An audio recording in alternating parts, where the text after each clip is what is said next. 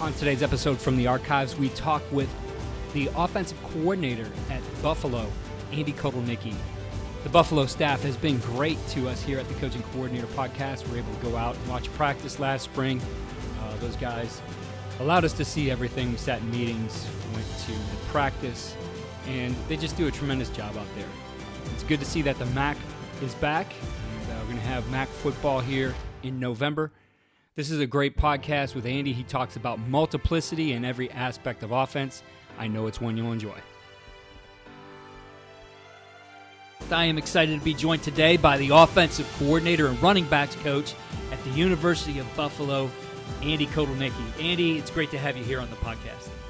Keith, thanks for having me on. Coach, you have an interesting journey as a football coach. I think for the D3 guys out there, you do what a lot of those guys dream of, and you guys obviously did an outstanding job at Wisconsin-Whitewater, and you were able to take that and move up a lot of you guys together as a staff to the Division I level, to the FBS level at the University of Buffalo. Talk to us about just that experience of one day you're out there playing in the Stag Bowl, and then you get that call somewhere down the line, and coach is saying, "Hey, we're going to Buffalo." Yeah, it is. It's a unique journey in the sense of making that kind of jump, and I'm fortunate enough to work with Coach Leipold to make that jump with him. My journey started, I guess, way back when I was in undergraduate school, played at Division III school in Wisconsin River Falls. So I played there. I started my coaching career. I left there, went to Western Illinois University for a couple of years, which is an FCS school. Coached there. Then went back to my alma mater, UW River Falls. Coached there for about a half a dozen years. And that was my first time being a coordinator, was there. Did that, like I said, I think it was about half a dozen years. And then I went to a Division II school in Bismarck, North Dakota, at University of Mary. Coached there for a couple of years as a coordinator. And then I went to Whitewater with Lance and Brian Borland, the defensive coordinator. And at that time, it was just, well, those two were the guys that I went there with. So I've had the fortunate opportunity through my career to be able to coach football at all levels, Division III, Division II, FCS, and FBS. And then obviously the attraction to go to Whitewater from a Division II school was the things that you hear about, you see about. Obviously, it's a great school, location-wise, everything like that, and winning a lot. And so I got to join Lance in a unique situation because I joined him the year after they had missed the playoffs for the first time in a couple of years. I forget how many it was. And so I got to join him there. I got to know Lance first, coaching against him in that league. And so I met him down at the convention of all places, and we kind of started a conversation, and you keep in touch with people, of course, as you do, and you coach against them on a weekly basis in the league. But when I was coaching in North Dakota, he called, said, "Hey, we might have an opening here. Would you be interested?" I said, "Sure." We came down, made it work out. Coach there, and we were, like you said, Keith, we had a lot of success. We never lost a game when we were there. We're having a lot of fun, and I was certainly very, very lucky to be able to arrive at the time that we did because we inherited some really, really talented players when we got there and won a lot. And at some point late in the season, the playoffs, the University of Buffalo had reached out to Coach about the opportunity for him to go over and take over here at Buffalo. Those things are usually pretty tight-lipped through the process, and one day, I forget where we were at. I think we were in the quarterfinals. And he called me after the game and said, "Hey, I'm going to Buffalo to interview." And I said, "Oh, geez, that's pretty cool. Is it going to go with?" "Sure." And so, like you said, we're coaching the Stag Bowl that last year. For you, my years just all blend together because I'm terrible that way, but they do. So we're coaching, and we had a great game versus Mount Union, which is an awesome game. And we win, and myself, Brian Borland, the coordinator, Derek Paulson, O-line coach, and Al Hensel, we get done with that game. I remember we land back in Wisconsin really, really early on that Saturday morning. I think we get back into Whitewater. I want to say like at 4:35 in the morning. And then I literally proceed to go clean up my office. And we get on a plane the next morning at 5 a.m. to come to Buffalo and start working there. So the transition was quickly, it was rapid. And so it was a whirlwind. You look back now 4 years later, and you're kind of like, wow, that's crazy. And it was my first time having been on a staff, the whole staff taking over a new program or taking over a program for the first time. So there was a ton of things that were learned during those first 18 months for sure. Well, Coach, that is an interesting situation when you think about you go from winning the national championship, and I guess any time you are going and taking over a program, you're there for a reason. So you're going to have to build something, and it's distinctly different than coming back the next season and defending a national championship and being on that track. So what were some of the things that you learned in those first 18 months of building the program at Buffalo? Well, almost what you're asking in some degree is maybe some of what are the differences between FBS football and Division III football. And I would first tell you one thing that is not different, Keith, is the schematics of football. And so, I'll say it, I was borderline offended sometimes when people say, well, now the football gets a lot more challenging schematic. I'd laugh at that because I would tell you, and I bet a lot of people who have been able to coach at all levels, I think it got more challenging at the lower levels because people are willing to try things that were unconventional that, quite honestly, at this level, a lot of times people are afraid to try because, well, the media coverage, et cetera. So that's not different. I don't think that's different at all. The schemes, what you do, how you attack it. Well, the first thing that I think when you take over any job is it's not so much level related as it is institutional related. What at the University at Buffalo, because I really didn't have much of an idea about what a good school it was academically or is academically. So when you take over a program to learn as much as you can about perhaps the challenges that are faced at that university, that would be true of any level of football, I think. So that was the first thing. And sometimes that first year, that's what so much of it is that you learn, okay, here's a challenge, here's something that our opponents that we face on a weekly basis that they have that we don't. And we're really working hard to close that gap here at Buffalo. And we have in a lot of ways since about the 4 years we've been here. So to uncover some of those things from, okay, the location to, okay, the university, getting kids into school, that part is still and always is a challenge. The defined recruiting calendars of the Division I level, which is something, quite honestly, if I was ever on a committee at the AFCA or the NCAA for Division III football, I would consider making a very clearly defined calendar for recruiting like they have at the 1A level. Amen. It really is. I think I remember in my first full-time job at River Falls, I remember the day before Christmas Eve, I'm sitting in high schools and visiting with them. And then Christmas Eve comes, and you take a break for a couple of days, and, hey, school starts back up on January 2nd. Okay, you're back on the road again January 2nd. And you don't have that. You have dead periods, of course, the 1A level. Right. So you're out for 2 or 3 weeks. So it was kind of unique to come here to Buffalo right after the Stag Bowl. We sit down as a staff, and it's a whirlwind of getting caught up with recruiting, and here's what the previous staff had offered, and here's what the previous staff had committed, and here's the kids that we have to see, and that's going to happen in 3 weeks here. We'll be able to go on the road and start to put together a plan of where we're going to go, who we're going to see, and prioritizing those things. And so when you are on the road in recruiting, it's a whirlwind, that's for sure, to go out there and try to get as much done as you can in a 2-week window, especially when you got signing day coming up, that thing. And then spring football, most places have some form of, most all levels have some form of spring football. The defined 15 days you have here at the FBS level is nice that it's clearly defined at what you can and can't do, how much, how little, that kind of stuff. And so you balance this in those first 6 months especially. Okay, we got to get caught up with recruiting. We got to get familiar with our recruiting territories now because we're all new, the whole staff. By the way, you have an entire team that's currently here that you need to get to know and develop and get ready for the fall. And so you have a lot of hours, that's for sure, right. Getting that stuff organized. But it's fun.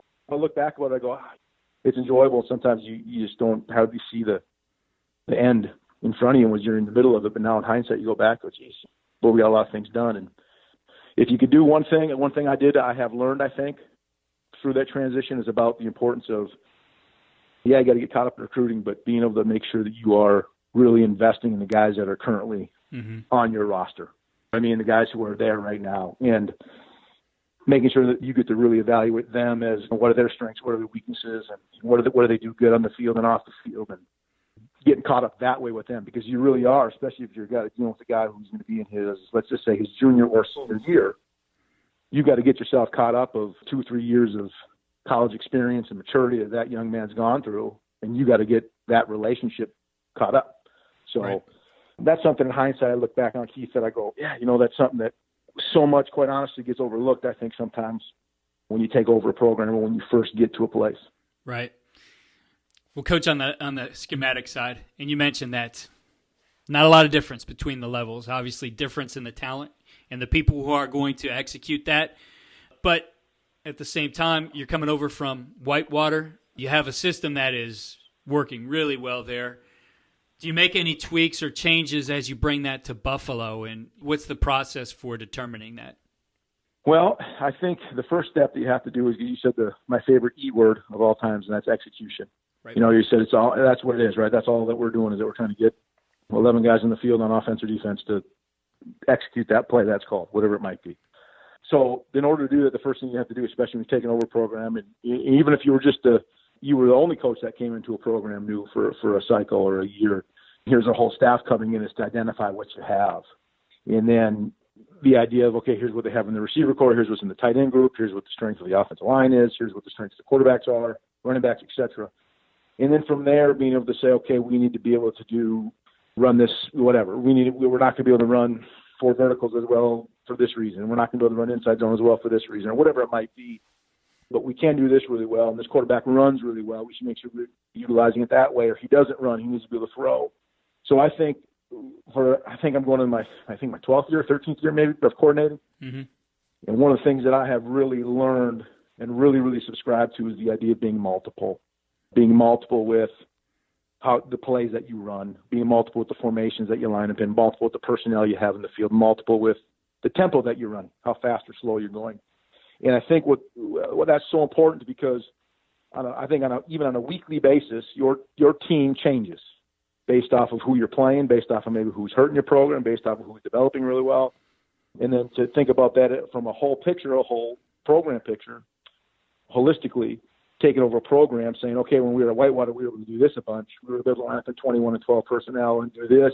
Well, now we come here, we're able to still do that, okay? And you might say, yes, I can still line up in 12 and 21 personnel or 11 personnel or 10 or whatever you want to do. And I think that evolves. I think that evolves on a yearly basis. You can sit here and say, and I believe this wholeheartedly, you can sit here and say, we're going to recruit to this system, okay? At some point, you're going to find yourself in a situation where this system that you have is having your best player sit on the bench, or one of your best players sit on the bench. Okay, every time that tight end's on the field, there's a good receiver coming off the field. Every time a receiver's on the field, are you taking one of your best tight ends coming off the field? So when we came here, so a perfect example here at Buffalo was when we came here, there were 2 tight ends in the program. That one is still playing in the NFL, the other one had a small cup of coffee in the NFL. So we were crazy not to line up in 12 personnel and be multiple with how we use those guys. So you have to have the flexibility within your system to get your guys on the field, but you can't be so multiple that you become a jack of all trades and a master of none. So you want to make sure that you're staying schematically what you're asking the kids to execute within reason, but never so sophisticated and over top that guys aren't able to line up and do those sort of things, what you're asking to do. Does that make sense to you?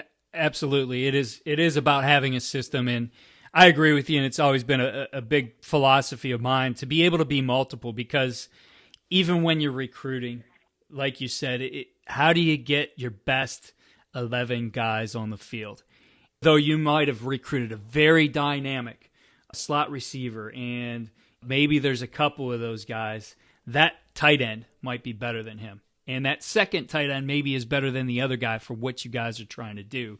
So you have to find ways, not to say that that's the only thing you do, because I think personnelling and packaging is important, but highlighting the talents of the guys you have through having a system that is encompassing enough that it can absorb those changes. And I think that's the biggest mistake I see, is that a lot of the offensive systems that guys put together are pretty rigid in being able to adjust to those kinds of things. And so you end up looking the same year after year, regardless of your personnel, and sometimes end up trying to put a square peg in a round hole.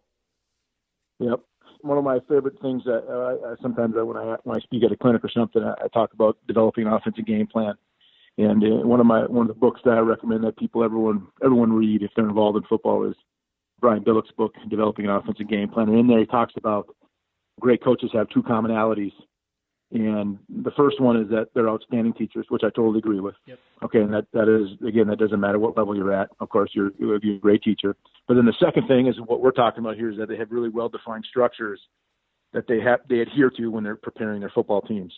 But I learned this probably after year 5 or 6 of being a coordinator, is that those structures that you're adhering to, they can never be so rigid that creativity is hindered. Because as soon as that happens, it's exactly what you said. All of a sudden, I don't know how to run a 12 personnel play. I don't know how to be in 12 personnel lineup in this formation. Those sort of things that become so foreign to your players. You get handcuffed all of a sudden to a scheme as opposed to players. Yeah, so. And I would add to that the creativity definitely, but the learning as well, that whatever you put together needs to be easily learned by your players. And you'll find the complexity in actually being simple in the way you teach it. Your guys will be able to do a lot more and look a lot more complex if it's simple to learn. Yeah, totally. Who was it? Was it Socrates or Da Vinci? What was it? Quote, the simplicity is the greatest form of sophistication. Yeah. Right? One of those two guys said that. I don't know who's probably both of them. I don't know who said it. It's actually it's in the front of one of my playbooks. We put it in there. But yeah, that's there that's you go. See, right? You know what I'm talking about. yeah, exactly. Exactly. Well, Coach, you've been able to obviously make a splash with what you're doing, and it's proving effective at Buffalo. This year, you guys were the second ranked in total offense, averaging 432 yards a game this past year, I should say. And you set the record for most yards in a season in school history. So doing some significant things as far as your execution on offense. I think the interesting part, the thing I read is that you did that with 3 different quarterbacks this past year. Yeah, and that, as anyone can imagine and has been through, that is can be stressful because, like, here we are talking about personnel, and a lot of times we speak of receivers and tight ends and running backs and lines, and you kind of just assume the quarterback is the quarterback. But what happens when that guy starts changing a little bit? How does the system have to change? And we were very fortunate. Our starter is back again next year, Tyree Jackson. He came back. He got dinged up. I think it was game 4, maybe something I forget. And we were blessed. Our backup came in and did one heck of a job. Had a game, set some school records in that game, and really tore it up. And then he got dinged up, and we went to a true freshman who came in and started for a game and a half for us before our starter came back at the end of the year. And I think it illustrates, of course, the importance of surrounding your quarterback with talented players. It makes, however good or bad a quarterback may be, he'll be better when he's got surrounded by good players. And conversely, you need that guy to make the guys around him better. Our quarterback coach, Jim Zabrowski, did an awesome job working with those guys. We were able to identify early in the game plan week, saying, okay, here's the strengths of this young man. Here's what he did really well. Here's what he's doing really well. Here's the kind of things you got to be able to make sure that we're emphasizing the game plan for him. All right. And then it was unfortunate. The next week we're having that same conversation because of the new guy in there. And so for Jim to take a lot of time with those guys and really spend the time of what the game plan has to be into them. And of course, when you play a younger guy, you do less things and you really try to make it simple for him. You try to make it simple for everybody and eliminate variables for all that, always for that position. But when he's a true freshman stepping into the game for the first time, you probably tend to be beyond conservative, I would say, in a lot of ways. And so to be able to do some of those things offensively with dealing with a couple different quarterbacks it's probably a credit to certainly all the players that are out there, as I said, surrounding the quarterback with good players. And I'm very fortunate I get to work with a lot of really good offensive coaches. So, and I always say this, Keith, I'm always very hesitant to talk about numbers and statistics because one of my favorite sayings is statistics lie and liars use statistics. And that is so true because the only one that matters at the end of the day is if you won the game or not. So I tell our guys our only goal that we have on offensive football is to score at least one more point than our opponent.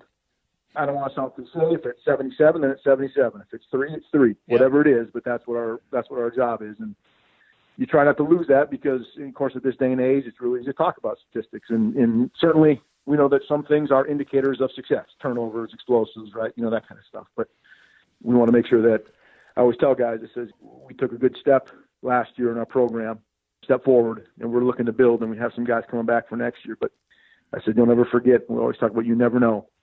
You never know in a given snap if that's going to be the difference between winning a game or losing a game, because that's what it comes down to. When I said we're as close to being 2-10 as we were to 10-2. So you got to just put your head down and keep focused on the process. That's what we talk about here all the time. Yeah, I was big on that goal as well and shared that with my team. And I said, we're going to look at things. We're going to have some measurables that tell us about how we're doing in offensive efficiency and stuff like that. But those are not things that we're hanging our hat on because our job as an offense is to score one more point than the other team.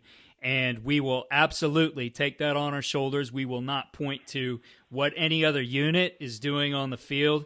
This is the only thing we care about. That's our only job in this game is to score one more point than the other team. So I think it's a powerful thing when you, and the accountability of that too, when you put that on your team, and it really takes the finger pointing away that we didn't, either we did or we did not do what we were supposed to do. Yep, that's right. You win or lose. That's the bottom line. Our staff does a good job of making sure everyone understands that the day after a game. And when you lose a game, like we said, 70 to 68, or you lose 10-3. I mean, it's typically going to be one or two plays in that game on your side of the ball that would have been the difference. Mm-hmm.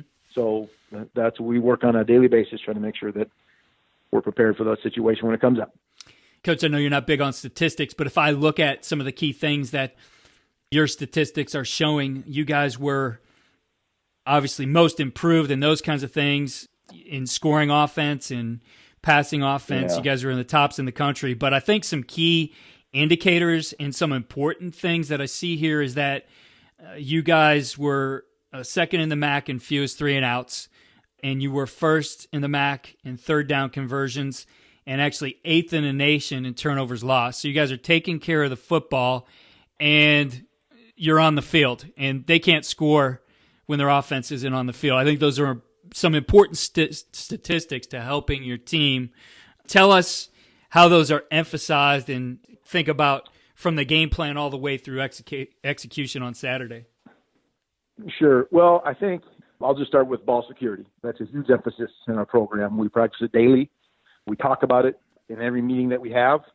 Forget what book I read it in, but I think sometimes it made a lot of sense to me when I read it, because it said, your message is getting home, or they're hearing it and they understand it, because they start to actually kind of mock it or almost roll their eyes when they hear you saying it. And so every meeting that we have as an offense, I'm talking about ball security. I'm talking about it. We're showing good examples.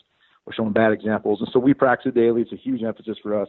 Certainly when you're talking about throwing the ball, interceptions, and our quarterbacks making good decisions, it's a credit to those guys to knowing where they're going with the football and being smart with it. Talk about fumbles. And we have in our program the 10 commandments of ball security that we talk about. And so we want to make sure that we're taking care of the ball.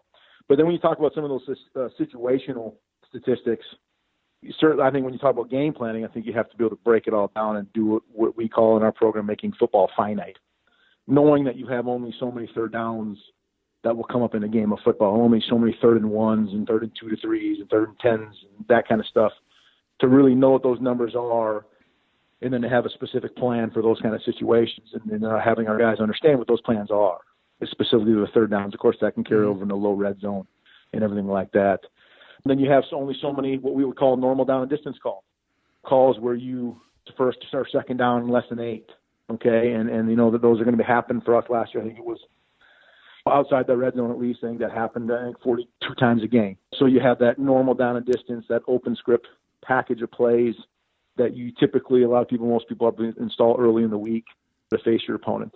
And then you specifically talked about, about 3-and-outs. One of the things that we do is that we kind of go into a game, we want to make sure that we're staying very balanced on our possession in 10 plays. Mm-hmm. We know that when we're coming off the sideline to run a play, we feel like we have we don't have a lot of tendencies there. Right. So that's what we're trying to do and do a good job of that. And we understand that's one of the stats that's becoming a much bigger indicator now of offensive success is points per possessions and sustaining drives. How many times are you actually getting a first down when you start a drive, and what that means, the indicator of winning. That's a big deal. So it just goes down to installing it throughout the week, making sure guys understand the situation when we're coming out, and then having good players. Absolutely. Right? So it doesn't have to be harder than that. No, and I hear you talk. Definitely some of that Brian Billick philosophy shining through some of the things you say. It's a book I read like every offseason. It sits on my shelf. I actually picked up Doc Peterson at Coach's Choice, had a newer version of it and gave me one of those, so an updated version. Well, but look at it. Yeah, it's definitely, I recommend it to every coach out there. You can get it on the USA Football website as well. We're partners with Coach's Choice, so it's available there. Highly recommend it. And it seems like you and I are aligned in a lot of ways in our offensive philosophies, and I know you talked about being multiple in everything you do. Certainly tempo and RPOs, big things right now for a lot of offenses. I'm aligned with you in the fact that I believe you have to have multiple tempos, and I also believe that you game plan tempo. You take a look at what are your needs in terms of tempo for every game, and what procedural tools are you going to use? Because when you look at it, it boils down to tempo is really a procedural tool and how you're going to operate. So in that regard, how do you work that? How do you game plan that? How does it make its way into the thought process? Well, it starts with, first of all, is that something that we do well? And so in part of our self-scout that we do on a weekly basis and at the end of the year, of course, but we try to keep up on it on a weekly basis. Okay, when we're playing fast, well, let's say we're just running inside zone, are we a more efficient and productive team when we play fast, running inside zone, or are we a more efficient, productive team when we play slow? Whatever it might be. So we start there. We go, how are we doing with it? And typically through the years, obviously we do some of it. So we feel like it's helping us. Okay. In our philosophy as we approach tempos, it's kind of like baseball pitching in that if you got the guy who throws the heat, that's going to be good for a while, but at some point they'll get onto that a little bit, and then there's no change up at all of pace. Right. And so we want to make sure that we're varying the tempo, and I think that's just, I'm not saying right or wrong if you play fast all the time or play slow all the time. It's just what we believe is that we're trying to just change up the tempo on people. So how good are we currently at it? All right, and then we start to evaluate things on film. Is that team struggling against tempo? Right? If the answer is, hey, yeah, they're struggling when we see teams line up and play fast, and well, you're playing fast pretty good, does it make sense for you to do that week? Well, yeah, it does if you're trying to just get down the field and score points as fast as you can, but there are moments in the game, as we all know, especially if you're a defensive coach listening, where they don't want the offense playing fast. The head coach doesn't want to be going faster. He's not trying to set a record for the most number of possessions in the game. And that's not right or wrong. Whatever your philosophy is, it's just kind of making sure you're on the same page about how much you're going to be able to do it. So are we doing it well? How are they against defending it? What plays are we running really well, that we're executing well, that we feel like we can execute at tempo? I always thought we've been running tempo for a while, but I remember running it back when, I guess probably in front of it a little bit in terms of when it became a fad, and thinking, well, that was before officials knew how to really manage it correctly. Yeah, exactly. And so you used to be able to run from 11 to 12, and you used to come in and out, and they would know what to do, and so it would just be chaos out there. But I remember early on finding that there were some plays the defense could almost fall into in defending the play if you guys were doing the right thing, and let's say you ran outside zone left, but the three technique just fell off, and he didn't really run, and all of a sudden he finds himself in the backfield making a play. So maybe identifying plays that you didn't want to run against that opponent quickly or another way. But it's certainly having a little bit of tempo certainly makes your quote-unquote 2-minute situations easier to do when you have the procedure in place to do those sort of things. It's not as big of a deal.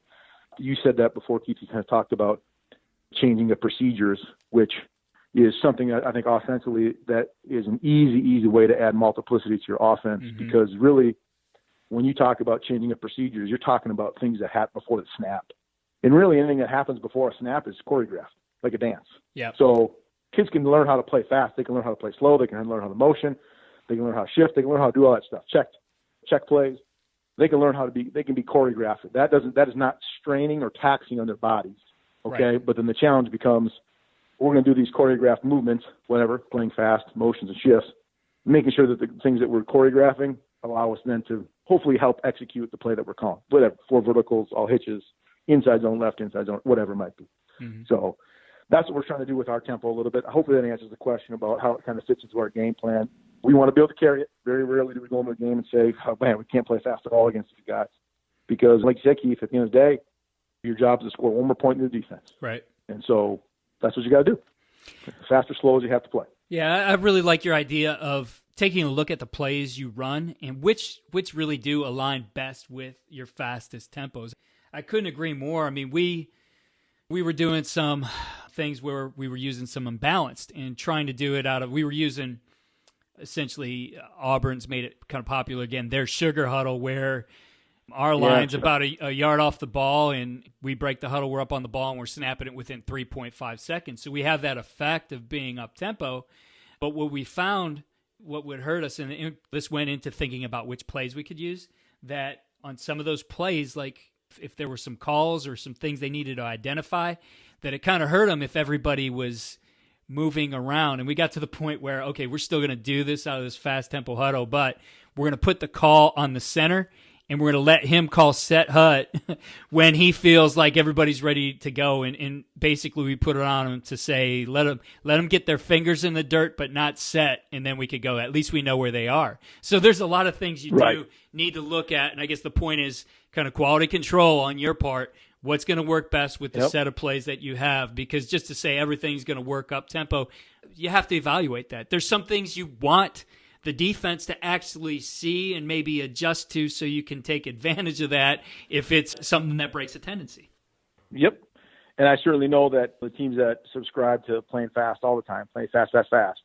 Like you, I want to be educated with everything that's happening in football. And so I ask everyone who's playing fast all the time, and they're saying, well, that's okay.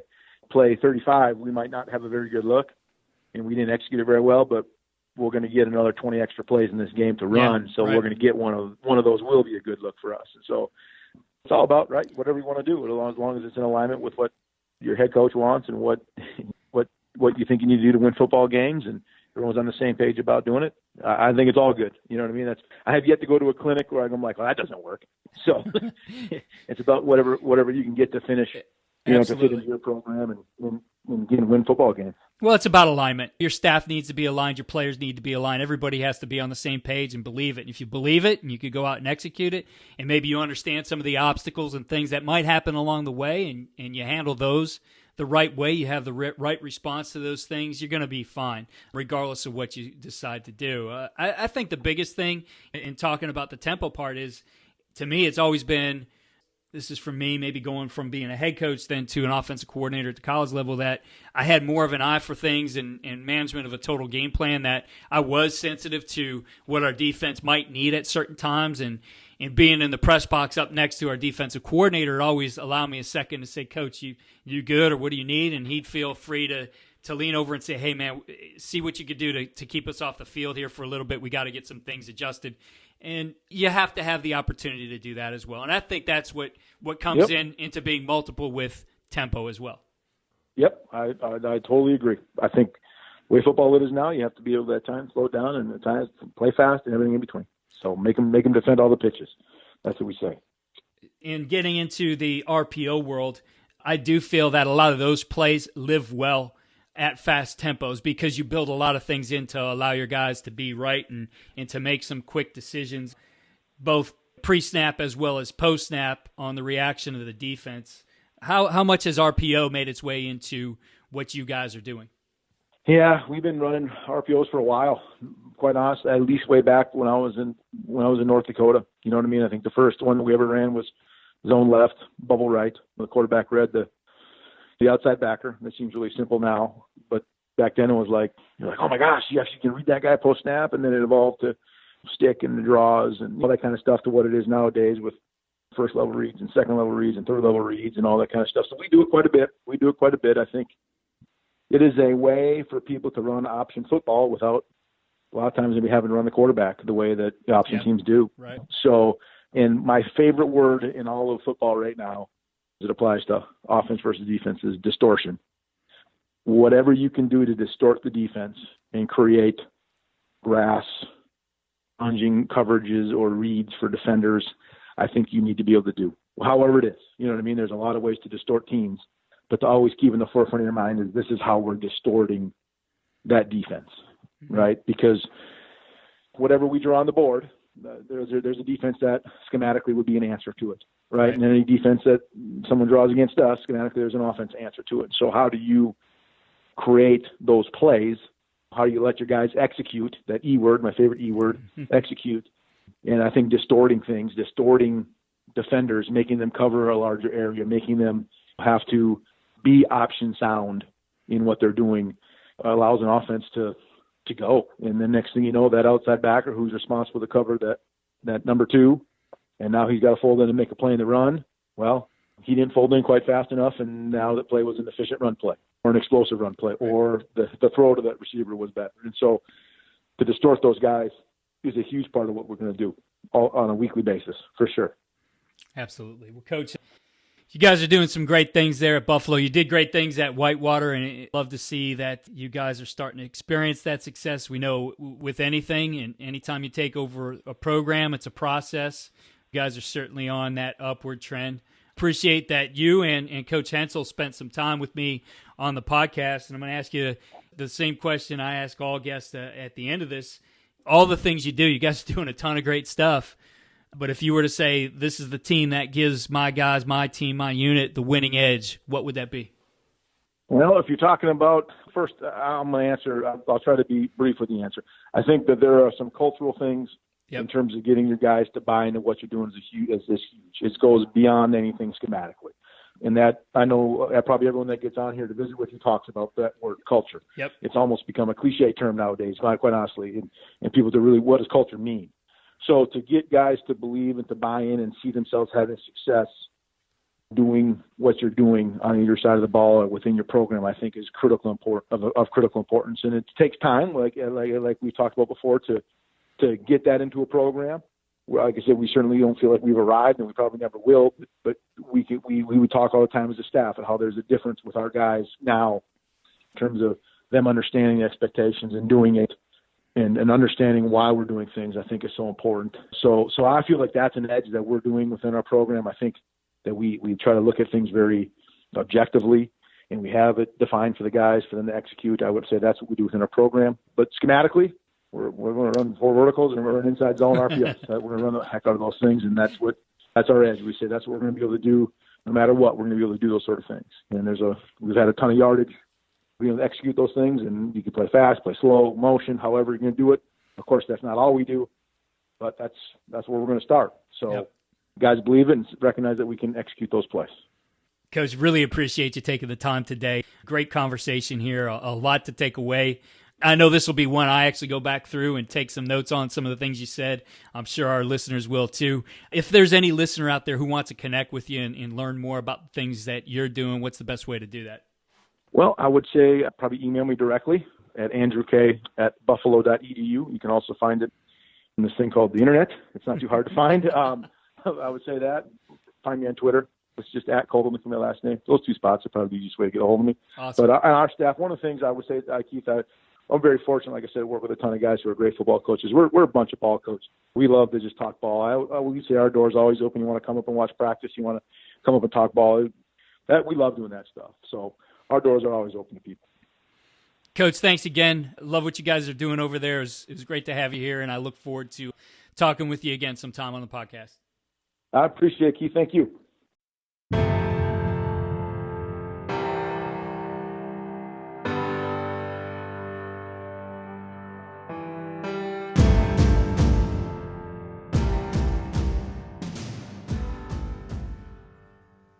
Thanks again for joining us on the Coach and Coordinator podcast. Stay tuned for new episodes coming here in the next month. If you have a minute, please head over to iTunes and click 5-star rate. If you have a minute, write a review. We really appreciate it, and it does help the podcast. And follow me on Twitter @Coach K. Grabowski.